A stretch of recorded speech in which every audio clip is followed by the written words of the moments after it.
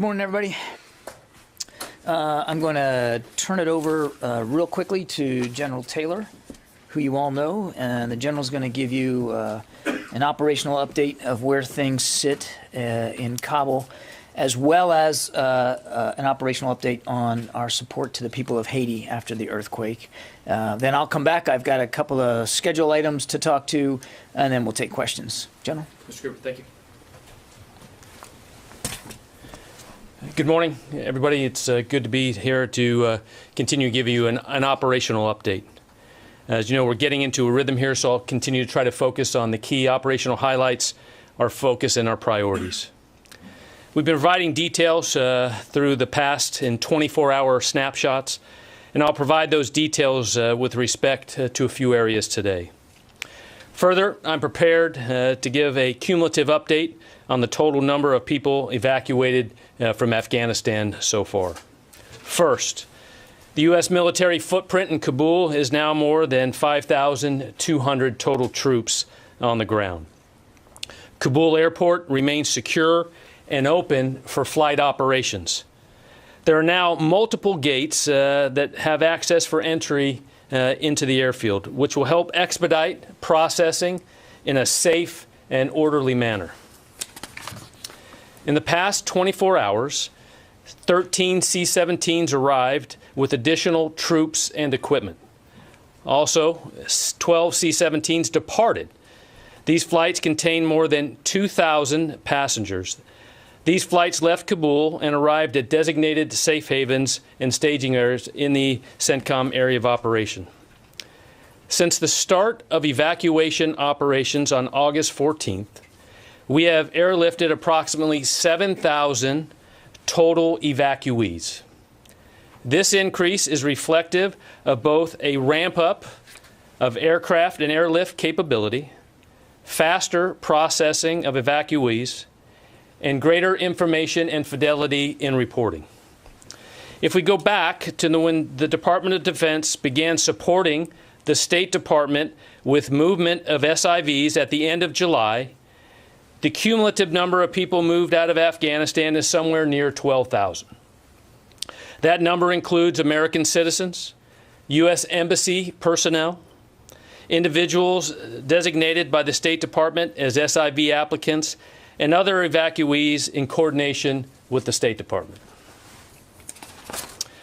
We're ready to increase throughput and have scheduled aircraft departures accordingly. We intend to maximize each plane's capacity. We're prioritizing people above all else. And we're focused on doing this as safely as possible with absolute urgency.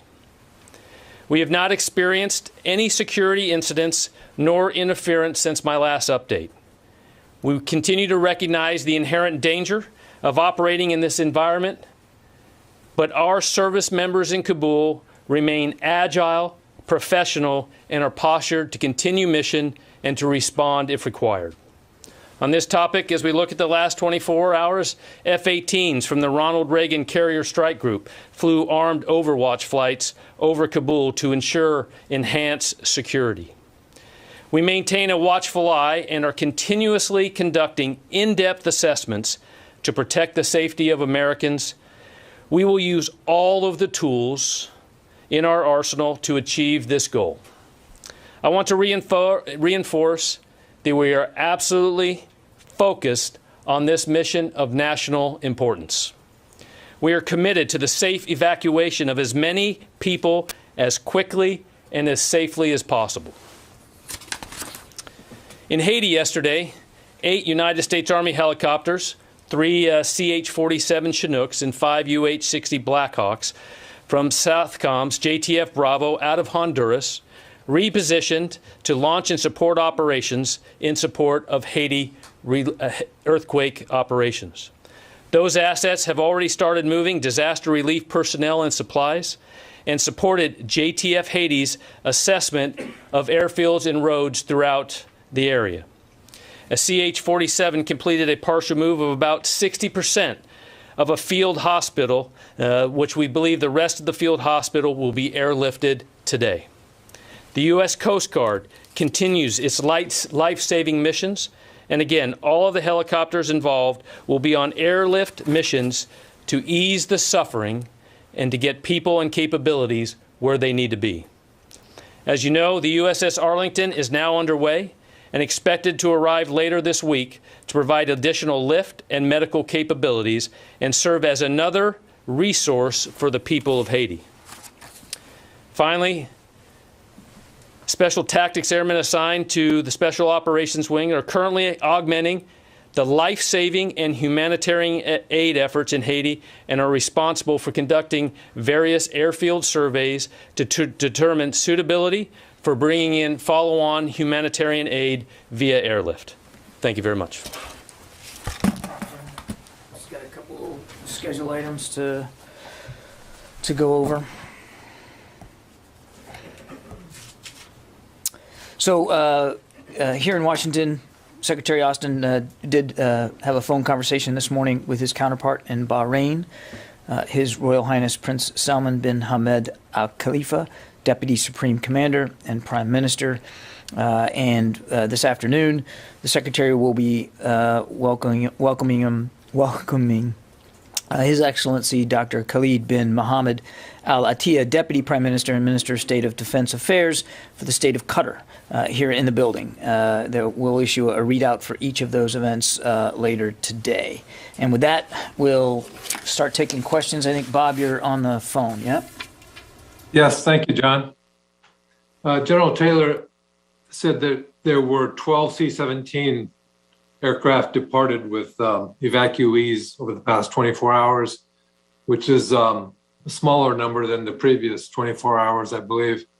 My question is regarding, with the clock running down toward August 31st, does Secretary Austin believe that it will be necessary to extend the deadline?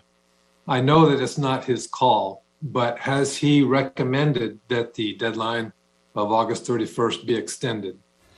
Bob, you heard the Secretary yesterday say that we're very focused on making sure we get as many people out as possible and as fast as possible, and we're working on that very diligently. As you heard the General's update, and you also heard the President say that if he believes that there's a need to alter the timeline, that he would revisit that at the appropriate time.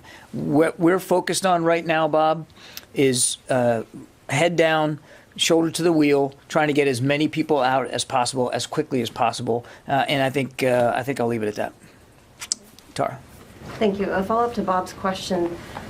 Since the President has left the door open to troops possibly staying past August 31st, has Admiral Baisley begun conversations with his Taliban counterpart to make sure that if troops do stay, they will not come under attack? I don't know with that level of detail what conversations Admiral Baisley's having with his counterpart out in town.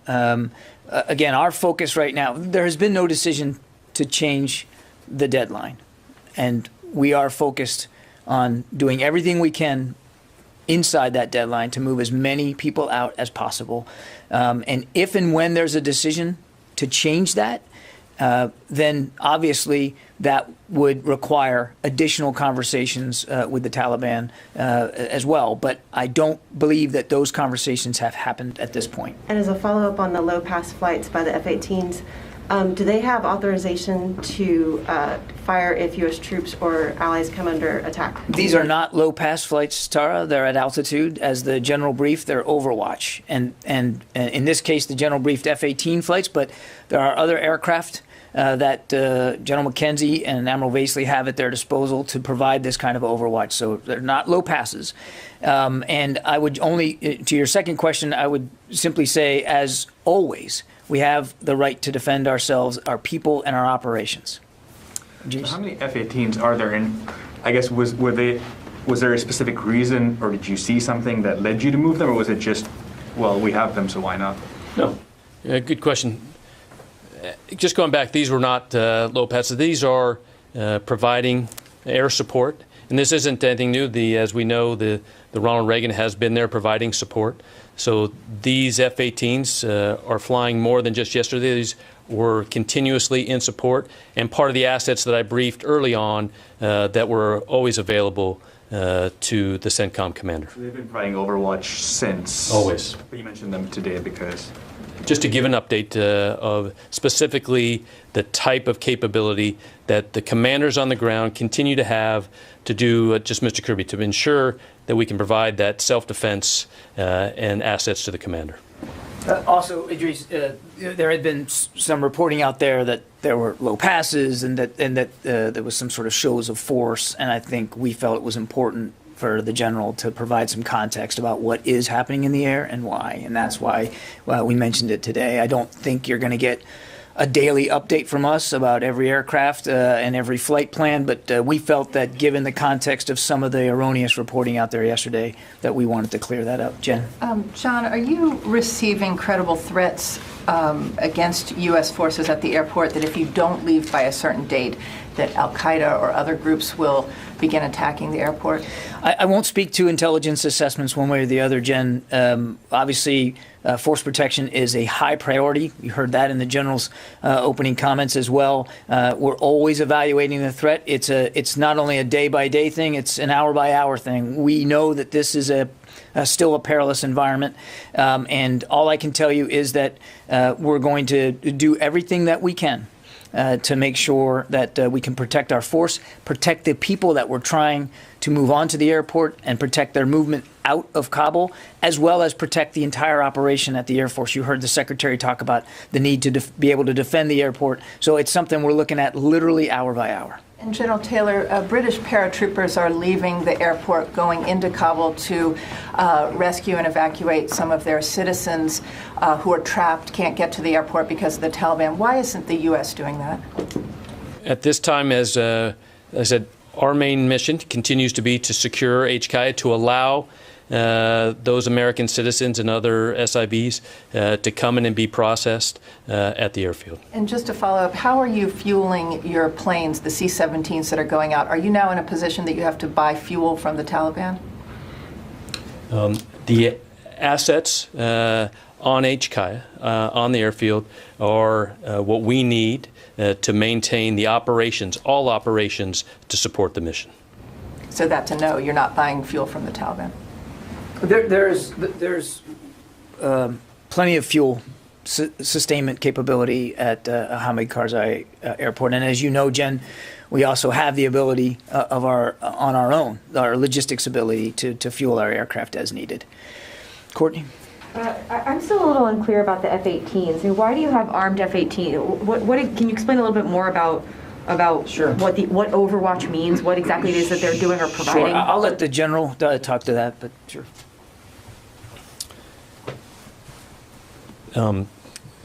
The ability to provide close air support is something that needs to be immediate if a condition on the ground ever required that. So as prudent military operations, we ensure there are always assets available so that the commander, if required, can ensure the time and space of reaction is as little as possible. So we're there to prepare if you need to do airstrikes over Kabul. We're there to ensure that they can support the commander on the ground. And then also you mentioned that there have been about 7,000 people taken out since the 14th, and you're hoping to increase that capacity. I'm sorry, 12,000 total out since the end of July. How many more do you anticipate having to move? So as I said, the military capacity continues to be 5,000 to 9,000 a day, and we are ready to do that. And as Mr. Kirby said, our increased interactions with Department of State will allow that, as you've seen, the ability to increase more flights a day. And Kirby, could I ask you just one quick one? Is there any update to any efforts or talks with the Taliban about allowing Afghans to get through some of these checkpoints and get to the airport safely? There's no update, Court. I think you heard the Secretary talk about this yesterday. We are in communication, obviously, with the local Taliban commander about making sure that those at-risk Afghans, special immigrant visa applicants, and additional Afghan citizens that we want to move through are able to move through. And And it comes down a lot to the credentialing and making sure that they can prove and we can prove that that these are appropriate people to move through. And we have indications this morning that process is working. Yeah, Barbara. I'm still confused about the F-18s as well. First of all, this is the first time I recall you telling us of Overwatch flights since U.S. troops arrived. So are these the first armed flights over Kabul since U.S. troops arrived? No. And Barb, I think what you have to remember is before we began a non-combatant evacuation operation, we had been in the midst of drawing down our forces. But I'm asking specifically, since operations with U.S. forces began at the airport. Since the non-combatant evacuation. Since they began at the airport. No, these are not. Are these the first armed Overwatch over Kabul? They are not. And you say close air support, but to be clear, what you are saying is you are prepared now to conduct airstrikes over Kabul. Barbara, I'm not going to talk about potential future operations. So I do think it's important to level set here that even throughout the drawdown, we had Overwatch capabilities. Throughout the drawdown, we had Overwatch capabilities. So the fact that we are flying Overwatch missions now and have been since the 14th, we were actually doing it before the 14th, as you would think we would. And to my previous answer, force protection is a high priority. And we're going to have at our disposal all the assets and resources necessary to make sure we can accomplish this mission safely and efficiently, just like we were accomplishing the previous mission of drawdown safely and efficiently. So this is a continuum. It's not something new.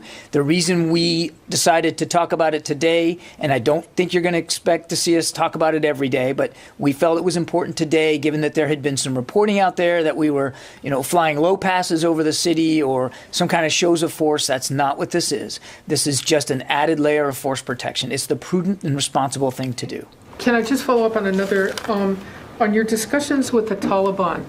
Now that the potential is in public for staying, does the U.S. military, does the Defense Department feel it would at least need Taliban acquiescence if you were to stay beyond the 15th? Do you want, if not their agreement, at least their acquiescence to stay?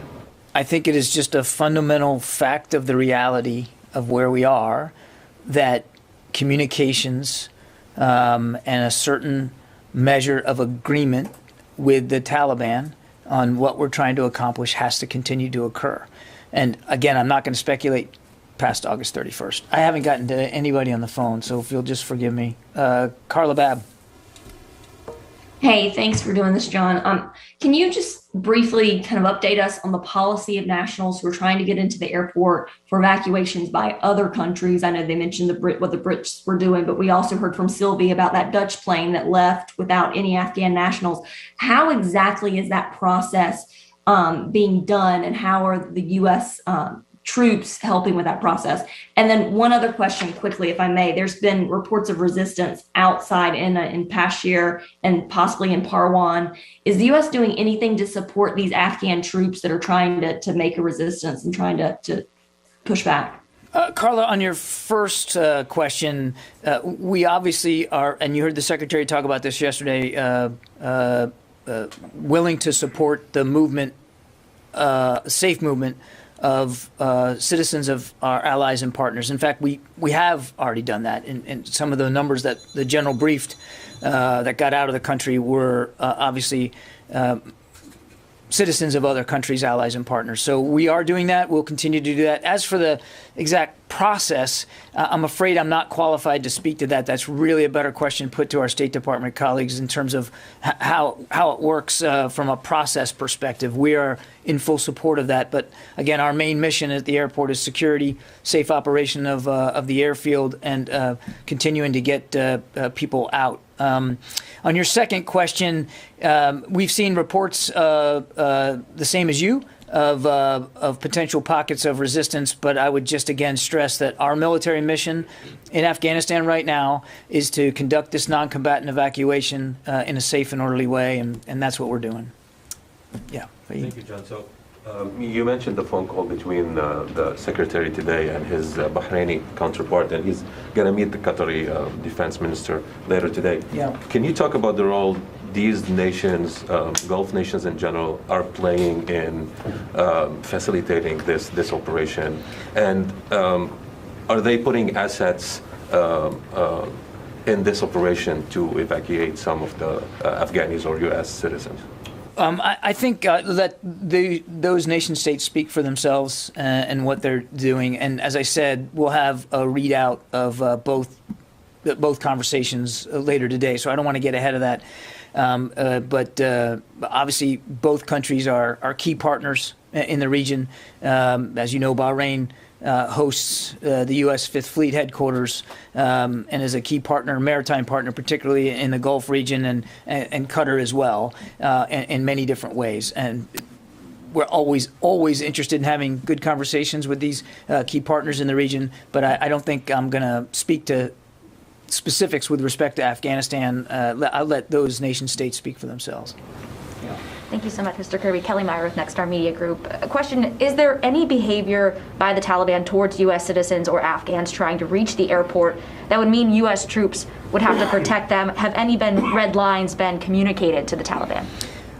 We've made it very clear to the Taliban that any attack upon our people and our operations at the airport will be met with a forceful response. There has been, as the general noted in his opening statement, there's been no hostile interactions between the Taliban and our forces or of American citizens getting through. Now, we have seen reports of the Taliban harassing and physically so, some Afghans that were trying to move to the airport. We are in constant communication with them, as my answer to Courtney indicated, to make sure that they have the same visibility on the people that we want to see get through as we do. And some of that has to do with a common sight picture on the credentialing. And so that those conversations continue. What about Americans outside the airport? No, I said we haven't seen any hostile interactions between the Taliban and our people, and we haven't seen them impede or harass or obstruct the movement of American citizens from the environs into the airport. And obviously, we want to see that continue. Yeah, Tom. Two things. When General Taylor, could you discuss the non-American flights going in and out of the airport? How many people have been evacuated, and what countries are still seeking to take people out? And I have a follow-up on the Taliban. Okay, I'll let the general take first. So what I will say is that when we talk about all flights going in and out of Kabul airport are being synchronized and worked through CENTCOM there. So that coordination is being done. And so when I talk as the numbers, we are starting to include those numbers of everybody that is leaving from other countries. I don't have the details right now of which countries left within the last 24, but all of those type of flights, anything coming in and out of Kabul airport, is being coordinated through the controlling piece there with CENTCOM. Then can we get any details of who and later? And then I have a follow-up on the Taliban. So is there anything the Taliban is in this cooperation? Is there anything they aren't doing? Is there anything the U.S. is not happy with in terms of how they are involved in the airport operations? And have they asked or demanded access to the airport? I know of no requests or interest by Taliban commanders to access the airport now. It's our understanding that they understand why we're there and what we're doing. And again, as the Secretary said, we've been able to have that kind of communication with them. I won't detail every conversation that we're having with the Taliban. Again, I think it's important to let the results speak for themselves. And as you and I are talking here today, we have an understanding, and they are helping to facilitate safe passage for those that we're trying to get into the airport. I think I just leave it at that. Let me go back to the phones again. Paul Shinkman, U.S. News. Hi, John. Has U.S. confidence in the ability to carry out counterterrorism strikes in Afghanistan, either now or in the future, changed at all since the fall of Kabul, particularly given the apparent coordination between the Taliban and Pakistan, whose airspace presumably the U.S. needs to access? No. The short answer to your question, Paul, is no. We still maintain robust over-the-horizon counterterrorism capability in the region, and we will still have the authority and capability to use that counterterrorism capability should we need it. Megan. I just want to verify that the evacuation capacity has reached the 5,000 to 9,000 goal. And I wanted to ask whether the limiting factor is the State Department's ability to process people or the ability of people to physically get inside the airport. As we understand, they're lined up outside. So let's talk first about the movement. The air capacity is set, and as I briefed a couple of times before, so that ability to air move up to 5,000 to 9,000 a day has been set and continues. As I think you've seen in the report today of the increased numbers, we continue to see the ability to build those ready to fly on Kabul Airport continue to increase to allow us to fly those out with the ability to continue. Obviously, as Mr. Kirby said, we want that to continue to increase as we continue to bring more people, more American citizens, SIVs and those, onto the airfield so that they can be processed and ready to fly. And have there been any requests from DoD officials to maybe expand the perimeter around the airport so that there's more of a safe zone for people while they're waiting in line? And if there have been, what was the Taliban's response to that? So the commander on the ground, I think you've seen, is the airfield is secure. And every day in security operations, commanders are always improving the security environment. So as the commander on the ground at every level finds those things that need to be improved to increase the security to allow mission success, they're going to do those things that they have those authorities to do on a daily basis. So I think, as you saw today, the ability to continue State Department's ability to bring more people on and to continue those, that's what we will continue to look at over the next few days. Do they have the ability to expand the perimeter around the airport? Megan, I don't want to get ahead of where we are. The mission remains security at the airport and inside the perimeter of the airport, and that's what we're doing. There are, as we speak, there's no plans to expand beyond that, and I think we leave it at that. The other thing I want to just touch on your first question, what the general's talking about is capacity, and as I said from very early on, what we want to make sure is that airlift is not a limiting factor, and it hasn't been. That doesn't mean that at this point in time, every single seat on every single plane is going to be filled. We are working hard to get there, but we want to build out to that capacity, and we continue to do that. There are lots of factors that go into the throughput, including the situation out in town, including the checkpoints that the Taliban have set up, including processing at the gates where we have set up. And the general mentioned we've got now additional gates that are available to us. So that's helping flesh out some of this capacity. Weather is a factor. And of course, security at the airport is a factor. And we are not taking either of those last two. Actually, we're not taking any of them, but we're certainly not taking weather or security at the airport for granted. It changes, every day. The security environment changes, and of course the weather. So there's lots of tick points on the way to the getting to throughput. What we want to make sure is that the one limiting factor is not airlift capacity. And as the general said, we're confident that it is not now, and going forward it will not be. But that doesn't mean that there aren't going to be, that doesn't mean that you can, just because you have 5,000 seats, that you can automatically fill 5,000 seats every day. Now, that's what we want to get to. We want to, as the Secretary said, move as many people as fast and as safely as possible. But there's lots of steps in the process. Not all of them do we control, and we understand that. Can I just ask one clarification on that? So are you saying that you're at that capacity right now, that with these flights, these 13 C-17s that have come in, you would have the capacity to take 5,000 people out in 24 hours right now, but you've only taken 2,000 out? So, like I said, within the CENTCOM commander's capabilities and assets available, we have the appropriate air assets to fly the 5,000 to 9,000 a day. Depending upon the ability, meaning the queue, right, those ready to fly, we bring in assets to fly them out. So yes, we have assets available throughout CENTCOM and available to reach those numbers today, and we have had those. But you're not. But what's physically flying in right now in these 24 hours, is that enough? I mean, I guess we could do the math and see how many people could get on 13. But remember, it's not about the math. It's about what's ready to fly. You know, who's on the airfield, ready to leave a holding area and get on the aircraft. And as those numbers increase, which you've seen they have in the last 24, 48, the CENTCOM command team will continue to bring in the airflow required to fly out those people. Just to follow up on that too. Sure. Is ISIS and Al-Qaeda a factor in this among your many other factors? And is the U.S. now dependent upon the Taliban to keep those terrorist groups in check during this operation?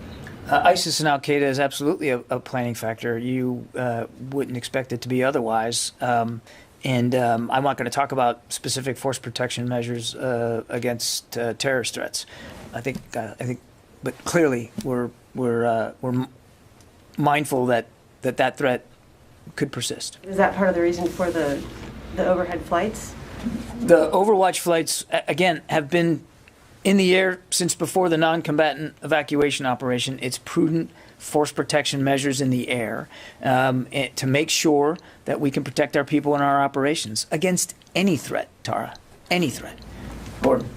Can I just, so I still want to be clear, you're nowhere near the demand for getting people out is nowhere near the 5,000 to 9,000 that you have established and maintain this capacity to do, right? One question. Two is, what's the best estimate? If American citizens are the first priority, what's the best estimate that you guys have that you'll work through those and then you can turn kind of full time, as it were, to SIVs, Afghans, or whatever? Am I not thinking about the... So a couple of points on this. I mean, as the general said, we have the capacity now. There's certainly enough airframes to meet the capacity we'd like to have of 5 to 9. But that doesn't mean that that number of airframes are just landing at Kabul and then we're just taking them off empty. We're trying to make maximum use of the ramp space, of the aircraft, and of the queue. And we're going to adjust that every day. The demand in the queue will drive how many sorties we fly. And I'm sorry, your second question was... Just, like, what's the best estimate of when you can be finished with the yeah, and you asked about American citizens. So I think as the general briefed, I mean, just in the last 24 hours of the 2,000 that got out, it was a mix of American citizens and family members, as well as special immigrant visa applicants and other at-risk Afghans. And I think you're going to see that every day, Gordon. I mean, obviously we want to take care of our fellow Americans, and the Secretary and the Chairman were clear about that. But we also want to take care of at-risk Afghans and special immigrant visa applicants. And so we're not... we're not holding up a plane just to fill it with Americans and then sending it off. We are processing people as fast as we can and getting them onto their onward stations. It's a balance, and we're trying to strike that balance every single day. John, what proportion of the 2,000 are American citizens versus SIVs? What proportion are women as well? I don't have a gender breakdown, Jen. Of the 2,000. Over the last 24 hours, I think nearly 300 of them were Americans, and that includes legal permanent residents. It includes It includes obviously American citizens as well as family members. And that's going to, every day it's going to change. But I don't have a gender breakdown of what the manifests are on a daily basis. And does the U.S. government recognize the Taliban as the legitimate government of Afghanistan now? That's a question for the State Department. The Defense Department is focused on conducting this non-combatant evacuation. A question and a clarification. Are you seeing more throughput of individuals? A more consistent increase in the flow. But I can't tell you right as we speak here, Louis, that there's been some dramatic rise. I mean, we've got additional consular officers now at these additional gates with additional troops helping the consular officers. And so I think we're poised to see an increase, but I want to be careful before I make predictions. What we're trying to do, what we want to drive, is an increase. That's very much on everybody's minds. And the clarification is, you were talking about American citizens, about Afghans and SIVs. The 7,000 number that was presented earlier, the general had said that you're now including other countries' evacuations and in those numbers. Is that accurate, or is the 7,000 exclusively U.S.? No, it's others. It has always, every time since the 14th when we've given you numbers, they have included some measure of third country nationals. So how many people has the U.S. government? U.S. flights?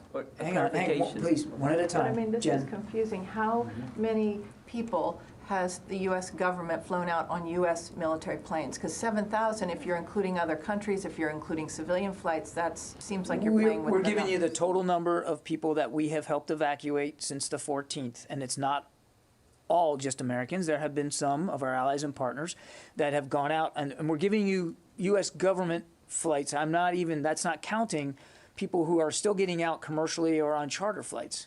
Okay, does that clear that up? Clarifying. Yeah, we get, and understandably so, here at the Pentagon, we're fixated on the tails that we own, but it's not the only way out of Kabul right now. As the general brief, the commercial side is open. There's limited. It's not as robust as what we can do on the military side, but people are still getting out that way. Is there a breakdown of those numbers, the 7,000, saying this is U.S., this is Afghan? I do not have a breakdown. I suspect that over time, as our manifesting process gets more refined, we may be able to be there, but we don't have that specific breakdown. As of today, how many American citizens remain in Afghanistan? I don't know.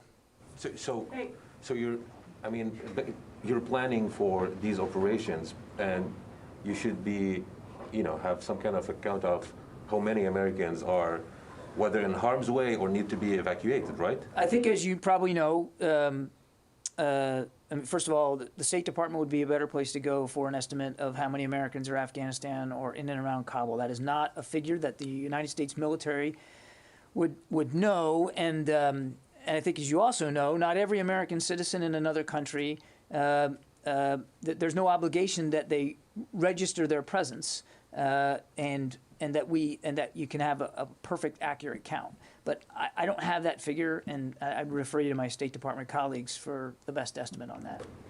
Kirby, does the president have does the Pentagon have the authorization at this point in time to expand the perimeter at the airport or to go into Kabul if necessary from the president? The mission, Helene, is to provide safe and secure operations at the airport. I'm asking you if the Pentagon has the authorization from the president. I'm not going to talk about the potential of any future decisions one way or another. That would be a policy decision. We are focused on security at the airport. My question is, do you have the authorization now at this point? Who makes that decision? Is it Biden or is it Austin? We are authorized to provide safe and secure operations at the airport, Helene. Can you talk a little bit about the logistics regarding the human needs of the people at the airport? There's a lot of civilians, a lot of troops. There's food, there's sleeping arrangements, water, sanitation. Are you handling both military and civilian, and how are you doing that? So when you look at when whomever comes into the gate at HKIA and is processed for ready fly, all human needs, all of those things, basic needs to ensure their welfare, their care, to ensure the medical, all those things to ensure they can go forward and fly are being done. And that is a combination of State Department support and military support, working hand in hand the commander and State Department to ensure eating, sleeping, well taken care of, out of the elements are being done. Absolutely. You've got like 2 more weeks almost of this. Are there concerns about maintaining the input of supplies, the cleanliness over time? As military planners, we always ensure that we have the proper supplies on days for, to conduct missions. And those are assessed on a daily basis. And those commanders are always assessing, what do we have now? What do I need to do in the short term? And so forth. And so we are always continuing to, and that's why you see other planes continuing to arrive as required, to continue to ensure commander has everything they need to do to execute the mission that we have right now. I need to get to somebody on the phone too. Tom Squitieri? Hi, John. Thanks. Good morning. Hey, I wanted to just check on something. In regard to the Pentagon policy that existed to provide air support and other assistance to the Afghan government that was in place this summer, has that policy ended with the fall of Kabul? Or is it still alive for elements of the government that's still functioning in places like the Panjshir Valley? Thanks. Tom, as I think you can see by events, there aren't operations out in the rest of the country to support, and our focus in terms of air power is as the general described, and that is providing appropriate overwatch for our operation, and that operation right now is at the airport. Barbara. Can I go back on the question of gates at the airport? Can you tell us this new gate that you opened, are the Taliban outside of that gate? Are they letting people, both Afghans and people with U.S. documentation, U.S. citizens, through that new gate? And have you been able to keep, very specifically, all of your gates, including Camp Sullivan, on your side? Have you been able to keep them open, or have you had to close Camp Sullivan at various points? Have you had to close any of the gates? So the gates at the Kabul airport are secure. And as we continue to flow more forces in, that gives the commander greater capability to provide security at those gates and, as we said, open more gates and allow for greater input into Kabul airport. I'll follow up with Kirby. All respect. The question is, are all of the gates continuously open? Have you had to close, have the Marines had to close Sullivan at various points?